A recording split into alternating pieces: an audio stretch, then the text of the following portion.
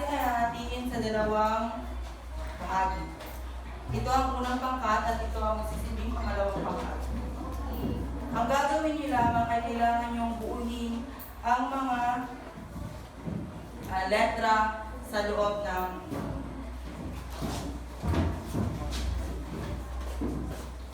pagkatapos ay sabihin niyo lamang kung kayo ay tapos na. Maaari na kayo magsimula.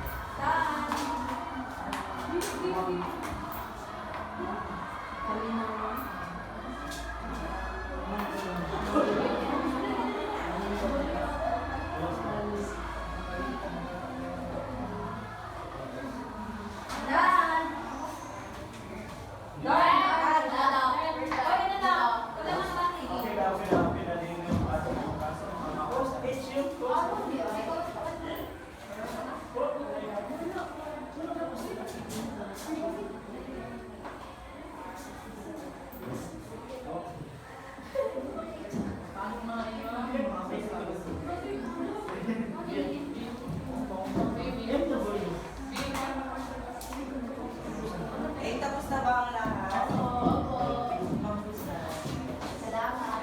Maaari na bumalik sa inyong mga upuan para simula ng ating formal na talakayan.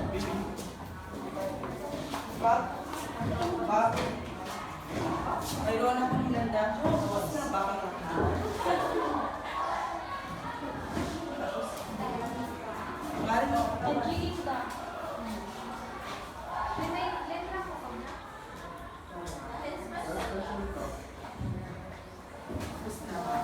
maaari nang bumalik sa inyong mga upuan.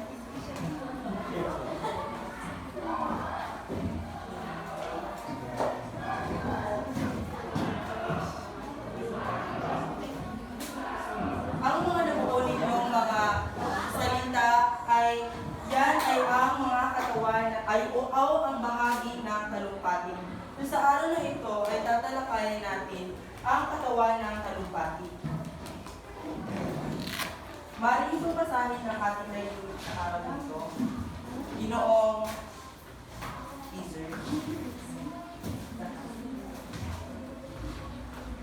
Mark nagbuyod ng kawansuan sa pamamagitan ng wansong impormasyon at paggamit ng tamang pananalita at kayarihan ang pag-aalita. Diyan na maaari bumasahin ng ating layunin sa pangalawa.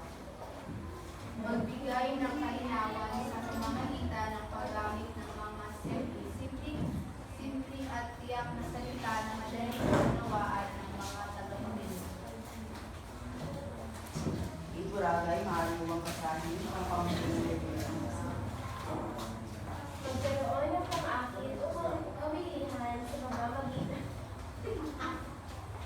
ng paggamit ng maikling malinaw at kaakit-akit na pahayag na nagalaman ng wastong pangangatilan. Ang katawan ng talumpati. Ang katawan ng talumpati, inihanda ang katawan ng talumpati ng nais sinaalang-alang ang tatlong mahalagang simulain. Ang kawastuhan, ang kalinawan, at kawilihan o pang-akit. Ngayon ay dumako tayo sa kawastuhan. Maaari mo bang basahin, binibining Jamaica ang kawastuhan at ipaliwanag kung ano ang iyong naiintindihan sa iyong binasa.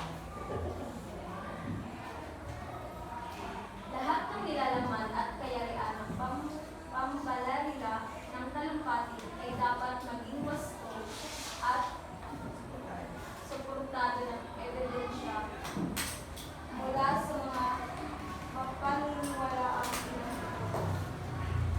So, ano ang iyong naiintindihan sa iyong binasa, binibining Jamaica?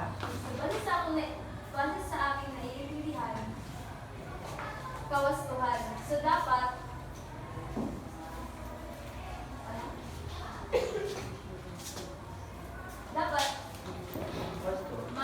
maging wasto at nakasuportado